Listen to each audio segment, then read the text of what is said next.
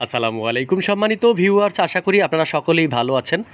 আজকের ভিডিওতে যে বিষয়টি আপনারা জানতে পারবেন, যদিও আপনারা আগে থেকে এই বিষয়টি সম্পর্কে জানেন, তারপরেও আজকে একটু আপনাদের সামনে তুলে ধরলাম। আপনারা ভিডিওটি দেখে আগে কমেন্ট করবেন না, ভিডিওটি দেখার পর আপনি আপনার মূল্যবান মন্তব্যটি কমেন্ট করে জানাবেন আশা করি। তো আজকে ভিডিওতে যেটা আমরা দেখব যে একজন এমপিওভুক্ত কর্মচারী ও সরকারি কর্মচারীদের বেতন ভাতার একটা পার্থক্য আছে।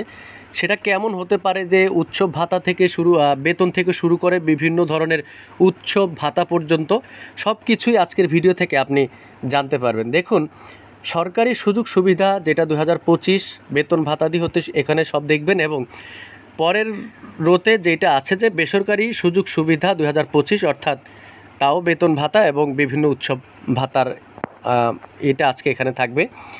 শুরুতে দেখেন সরকারি শিক্ষক কর্মচারীদের মূল বেতন গ্রেড, যেখানে বেতন জাতীয় বেতন স্কেল 2015 মোতাবেক সরকারি শিক্ষক কর্মচারীদের বেতন গ্রেড, অর্থাৎ যে বেসরকারি যে বেতন গ্রেড সেখানে জাতীয় বেতন স্কেল 2015 মোতাবেক।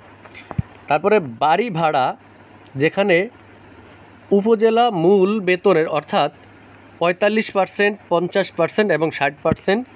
আর যেখানে বেসরকারি অর্থাৎ উপরের রোতে আমরা যেটা দেখাইছি যে বেসরকারি সুযোগ সুবিধা, অর্থাৎ বেসরকারি যারা তারা কিন্তু বাড়ি ভাড়া পাচ্ছেন নির্ধারিত 1000 টাকা। দেখেন, তারপরে চিকিৎসা ভাতা, যেখানে সরকারিটা হচ্ছে কত 1500 টাকা, আর বেসরকারি যারা আছেন তাদের হচ্ছে চিকিৎসা ভাতা 500 টাকা, অর্থাৎ মাত্র 500 টাকা, অনলি 500 টাকা যেটা। আর বৈশাখী ভাতা 20% এবং বৈশাখী ভাতা 20% বেসরকারিরা যারা আছেন তাদেরও। উৎসব ভাতা সরকারি হচ্ছে 100%, কিন্তু উৎসব ভাতা শিক্ষকদের 25%, কর্মচারীদের 50%, এটা বেসরকারি যেটা। এবং যেটা তারপর আপনি যেটা দেখতেছেন যে বার্ষিক ইনক্রিমেন্ট, যেটা গড়ে 5% বা বেশি, এটা হচ্ছে সরকারি। আর বার্ষিক ইনক্রিমেন্ট যেটা নির্ধারিত 5% হারে। তারপরে দেখেন যে পদোন্নতি, সরকারি পদোন্নতি যেটা সেটা বিদ্যমান, এবং বেসরকারি যেটা পদোন্নতি সেটা নেই বললেই কিন্তু চলে। তারপরে বদলির সুযোগ বিদ্যমান থাকে, এবং ওই বেসরকারি যেটা বদলির সুযোগ নেই।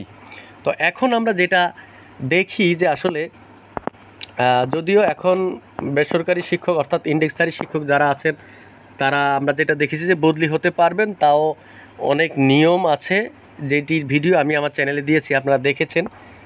তো দেখেন, এই যে শিক্ষকদের উৎসব ভাতা কিংবা ঈদ বোনাস কিংবা বাড়ি ভাড়া, চিকিৎসা ভাতা, এই সব কিছু নিয়ে আসলে একজন শিক্ষক কীভাবে চলে। দেখেন, এই যুগে এখানে যদি আপনি একটু দেখেন যে এই যুগে পরিবার পরিজন নিয়ে 4, 5 বা 6,000 টাকায় কীভাবে ঈদ উদযাপন সম্ভব। দেখুন, শিক্ষকরা লজ্জায় এই বোনাসের কথা কাউকে বলতে পারে না। প্রভাষক আবু জামিল মোহাম্মদ সেলিম বলেন, একে তো নামমাত্র বোনাস, সেটি পেতেই অনেক সময় ঈদ পার হয়ে যায়। খোঁজ নিয়ে জানা যায় 2 দশকের বেশি আগে শিক্ষা মন্ত্রণালয়ের এক সিদ্ধান্ত অনুযায়ী সারা দেশের প্রায় 5 লাখ এমপিওভুক্ত শিক্ষক কর্মচারীর নামমাত্র উৎসব ভাতা পাচ্ছেন। তার আগে বেসরকারি শিক্ষক কর্মচারীরা সরকারের কাছ থেকে উৎসব ভাতা পেতেন না।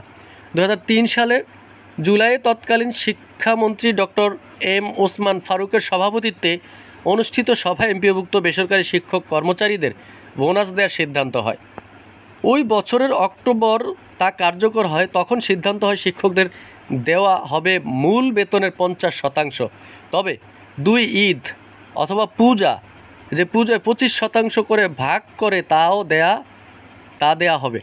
সে থেকে প্রতি ঈদ শিক্ষকরা প্রতি ঈদে 25% উৎসব ভাতা পাচ্ছেন। আর কর্মচারীদের জন্য ওই সভায় শতভাগ বোনাস দেওয়ার সিদ্ধান্ত হয়।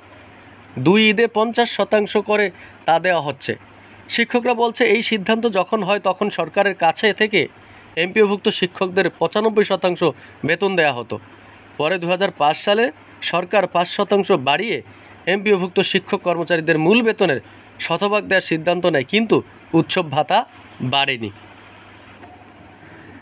কিন্তু দেখেন, বেসরকারি শিক্ষক যারা তারা শতভাগ উৎসব ভাতা বাস্তবায়নের জন্য বিভিন্ন সময় মানববন্ধন বা কর্মসূচি পালন করলেও অদ্য অবধি শিক্ষকগণের দাবিতে কোনো কর্ণপাত করা হয়নি।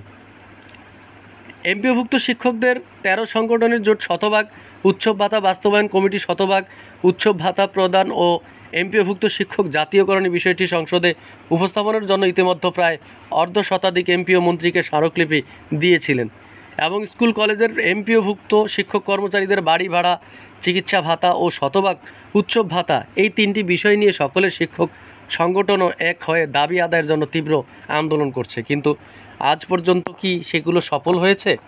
এমপিওভুক্ত একজন শিক্ষক উৎসব ভাতা 25% নাকি 50% হারে পায়, সেটা যদি আপনারা দেখেন 2004 সালের বেসরকারি শিক্ষা প্রতিষ্ঠানে কর্মরত শিক্ষক কর্মচারীরা বোনাস হিসেবে শিক্ষকরা মূল বেতনের 25% এবং কর্মচারীরা মূল বেতনের 50% উৎসব ভাতা হিসেবে প্রদানের নির্দেশনা জারি করা হয়।